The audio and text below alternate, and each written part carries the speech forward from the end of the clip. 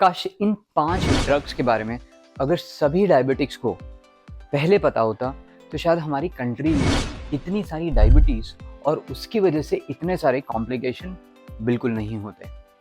जानने के लिए बिल्कुल वीडियो को अंत तक देखिए। मेरा नाम विक्रांत सावंत है।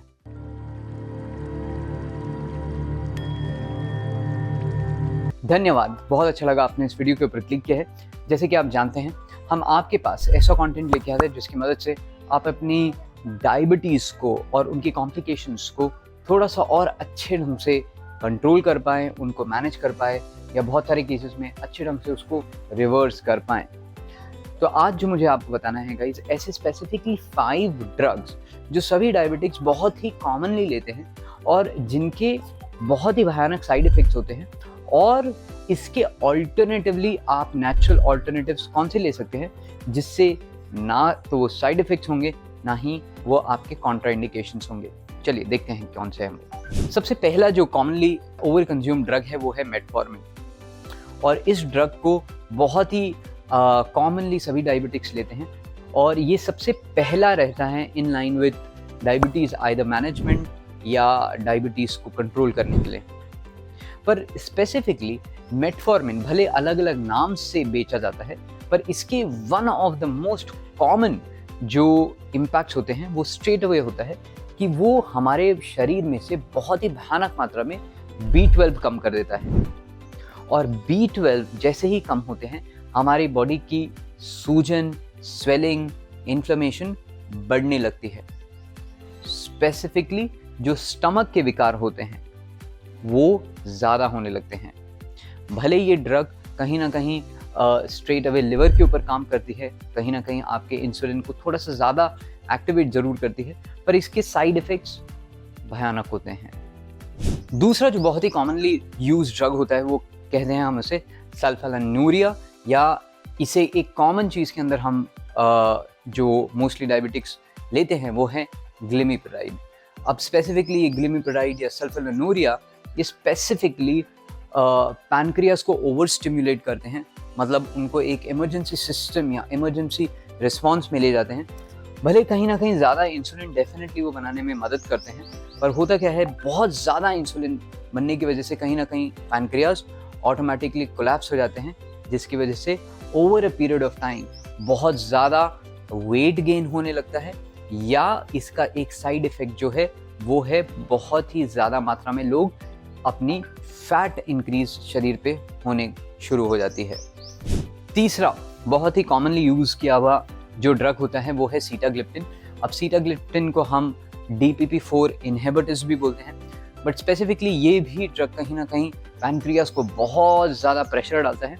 शायद कहीं ना कहीं इंसुलिन ज़्यादा बनाने में मदद ज़रूर करता है, पर over a period of time because of excessive insulin production pancreas कहीं ना कहीं कॉम्प्रोमाइज़ हो जाता है।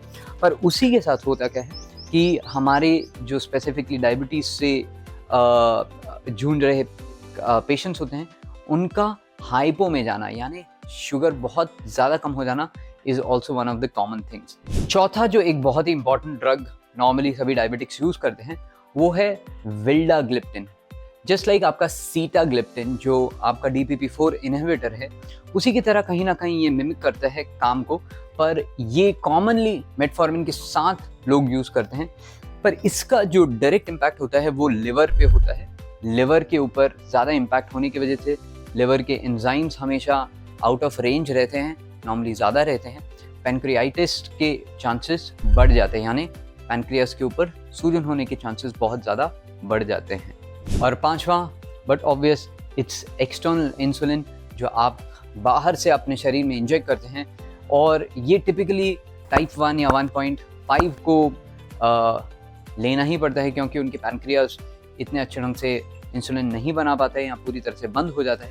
पर इसका स्ट्रेट अवे इम्पैक्ट होता है बहुत ही ज़्यादा मात्रा में वेट गेन की प्रॉब्लम के साथ, जहाँ पर वज़न बढ़ता है या वज़न बढ़ने की वजह से घुटने पे तकलीफ या स्पाइन के ऊपर बहुत सारे इनके इम्पैक्ट्स आना शुरू होते हैं। अब ये तो हो गए गाइस ये 5 जो आपके आर्टिफिशियल ड्रग्स हैं जो आप शायद कहीं ना कहीं ले भी रहे होंगे, पर ऐसे स्पेसिफिकली 5 पत्ते जो आपको अच्छे ढंग से आपकी शुगर को कम करने में मदद करते हैं वो है सबसे पहले मैंगो लीव्स। मैंगो के लीव्स, जी हाँ, भले आपको मैंगो खाने के लिए मना किया हो, पर आपके मैंगो लीव्स के अंदर मैंगफरीन होता है जो स्ट्रेट अवे गाइस आपके इंसुलिन की सेंसिटिविटी को बढ़ाता है, रेजिस्टेंस को कम करता है। तो मैंगो लीव्स आपको आपके 5 से 6 पीस कर खाएं या उसका जूस लेकर लेना शुरू करें, that will also help you. Second है आपके अमरूद के पत्ते। अमरूद के पत्तों में भी ऐसे स्पेसिफिकली टैनिन्स होते हैं जो बहुत ही अच्छे ढंग से आपकी शुगर को नीचे लेके आने में आपकी मदद करते हैं। तो स्ट्रेट अवे जस्ट लाइक आपके मैंगो लीव्स, आप अमरूद के पत्ते, जिसे पेरू के पत्ते बोलते हैं, वो भी आप अच्छे मात्रा में ले सकते हैं। तीसरे पत्ते, तुलसी के पत्ते। तुलसी के पत्ते स्ट्रेट अवे आपके शरीर की जो सूजन है, पैनक्रियास की सूजन है या बहुत सारी जो इन्फ्लेमेशन है, उसको कम करने में आपकी मदद करते हैं। तो कम से कम 10 से 15 तुलसी के पत्ते रोज आप या तो कच्चे ले लें या उसको आप स्मूदी में डाल के लें, that will also be fine. चौथे पत्ते जो है आपका स्पेसिफिकली आपके कोई भी वेजिटेबल लीव्स, उसके अंदर आपके बीट लीव्स हो गया, स्पिनच हो गया या कोई भी वेजिटेबल के लीव्स, वो भी आप ले सकते हैं। वो भी स्ट्रेट अवे आपके शरीर के अंदर फाइबर बढ़ाते हैं, और वो जब फाइबर बढ़ते हैं तो ऑटोमेटिकली फ्री रेडिकल्स को कम करते हैं, which leads to lesser insulin resistance and more insulin sensitivity. जो पांचवा पत्ता है गाइस, वो है कड़ी पत्ता। कड़ी पत्ता को भी आप उसकी या तो चटनी बना के खा सकते हैं या उसे कच्चे कम से कम 10 से 15 रोज कड़ी पत्ते के पत्ते चबा चबा के खा सकते हैं।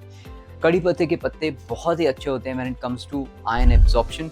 नॉर्मली डायबिटिक्स के अंदर देखा गया है आयरन की मात्रा बहुत कम हो रखी होती है, तो स्ट्रेट अवे कड़ी पत्ता आप जब लेते हैं आयरन की डेफिशिएंसी खत्म होती है, कम होती है, and that reflects on your specifically sugar levels. तो ये